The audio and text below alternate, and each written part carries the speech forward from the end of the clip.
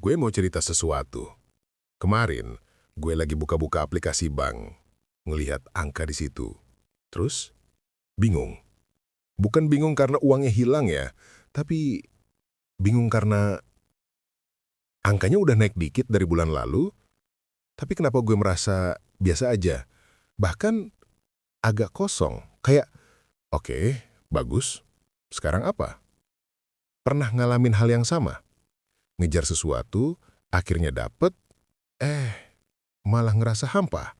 Kayak lomba lari di treadmill. Larinya kencang, keringetan, tapi ujung-ujungnya lo tetap di tempat yang sama.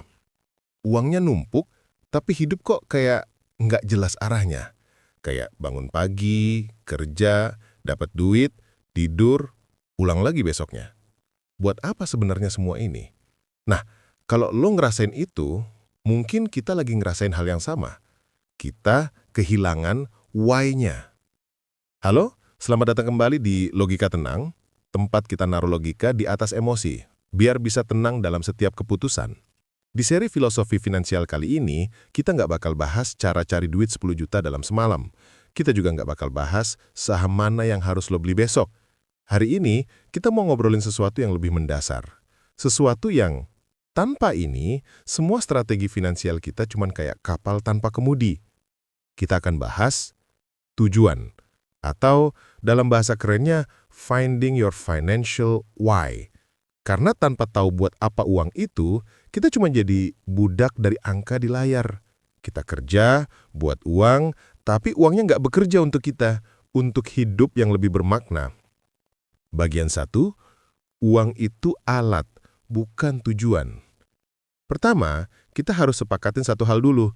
Dalam filosofi stoikisme, yang jadi fondasi tunnel ini, uang itu ya alat, titik, bukan tujuan akhir.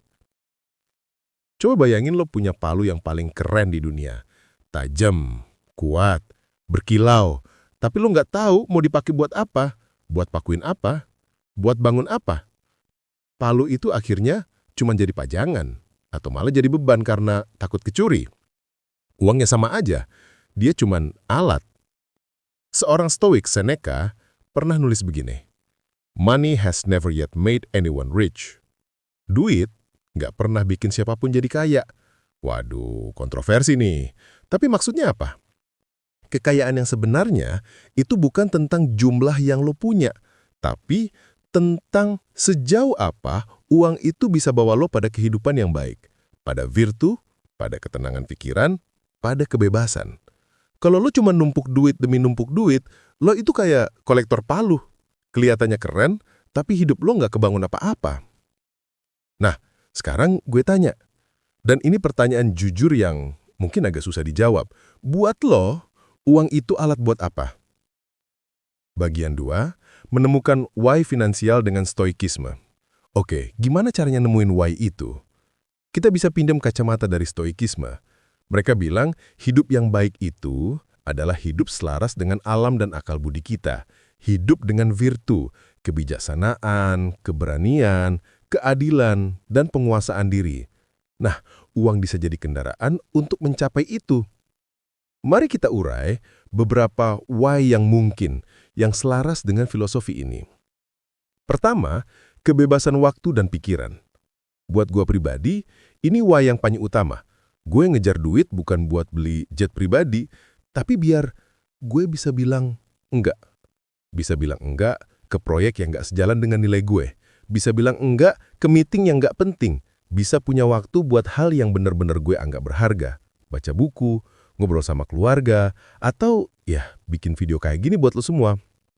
Marcus Aurelius, kaisar Romawi yang stoik, bilang, "Very little is needed to make a happy life. It is all within yourself, in your way of thinking."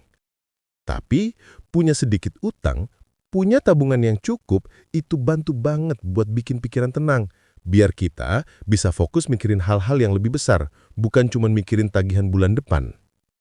Yang kedua, untuk menolong dan melindungi keluarga. Ini why yang sangat kuat dan nyata. Uang buat apa? Buat memastikan orang tua kita bisa berobat dengan layak. Buat memastikan adik atau anak kita bisa dapat pendidikan yang baik. Buat jadi safety net buat orang-orang yang kita sayang. Ini adalah bentuk praktis dari virtu keadilan dan kebajikan.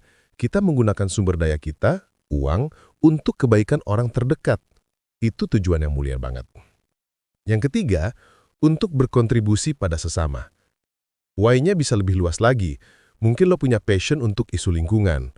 Uang lo bisa dipakai untuk donasi atau mulai bisnis yang sustainable. Mungkin lo peduli dengan pendidikan dan lo bisa bantu beasiswa untuk yang kurang mampu. Ini bukan soal jadi pahlawan, tapi soal merasa bahwa hidup lo punya dampak yang positif bagi lingkaran yang lebih besar. Seperti kata Seneca lagi, wherever there is a human being, there is an opportunity for kindness. Di mana ada manusia, di situ ada kesempatan untuk berbuat baik. Uang bisa jadi alat untuk kindness itu. Yang keempat, untuk mengejar passion dan mengembangkan diri. Apa hal yang bakal lo lakukan kalau lo nggak perlu khawatir soal uang? Mungkin belajar memahat, kursus masak, jalan-jalan keliling Indonesia, atau nulis buku. Nah, why finansial lo bisa jadi ngumpulin modal buat bisa mengejar passion itu, buat jadi versi diri lo yang lebih terpenuhi dan terus belajar. Uang membeli pengalaman dan pertumbuhan yang nilainya nggak bisa diukur. Nah, jadi coba renungkan. Dari 4 hal tadi, kebebasan, keluarga, kontribusi, passion, mana yang ngena buat lo? Atau mungkin kombinasinya? Bagian 3, dari why ke how, praktek nyata. Oke, kita udah punya why-nya. Sekarang gimana caranya kita bikin ini jadi nyata dan gak cuma jadi wacana doang? Pertama, tulis secara spesifik. Jangan cuma bilang, gue pengen bebas. Tanya, bebas seperti apa? Contoh, gue pengen punya dana darurat 12 bulan biar tidur nyenyak.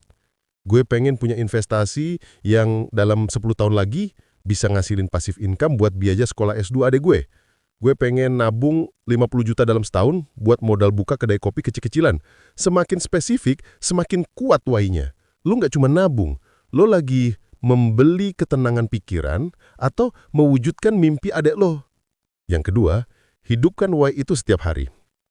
Tempelin why lo di tempat yang sering lo lihat, di note HP, di cermin kamar mandi. Setiap kali lo lagi pengen beli sesuatu yang impulsif, tanya, apakah ini bantu gue mendekati why gue atau malah menjauh? Ini namanya memento mori versi finansial. Ingatlah tujuan akhirmu biar lo nggak tersesat di jalan. Yang ketiga, review dan sesuaikan. Why itu bisa berubah. Dulu why-nya mungkin cuma buat beli konsol game terbaru, sekarang mungkin buat DP rumah.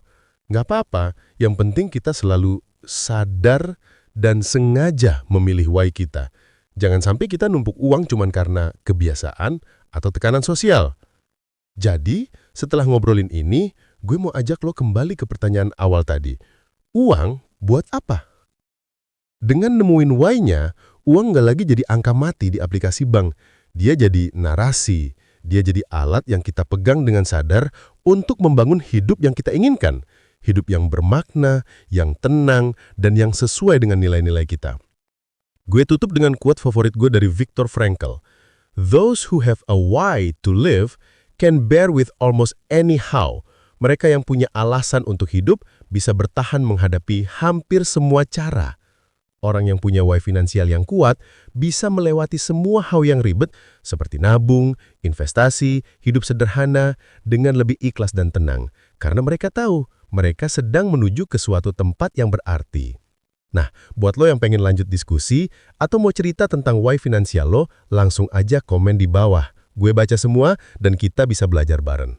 Jangan lupa subscribe untuk dapetin konten tentang stoikisme, filsafat, dan pengembangan diri lainnya. Sampai jumpa di episode Logika Tenang selanjutnya. Dari gua, tetap tenang dan taruh logika di atas emosi.